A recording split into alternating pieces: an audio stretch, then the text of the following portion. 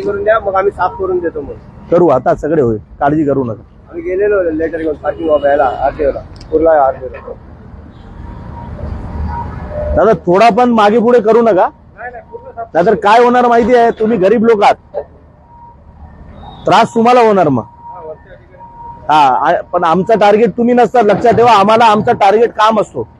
तुम्ही जर हलगर्जीपणा केला ना, तुमचा कोल्हे आणि आहे ना, त्यांना कुठल्यानी कुणी वरच्यानी सांगितलं काम बंद करा, ते काम बंद करून टाकतात.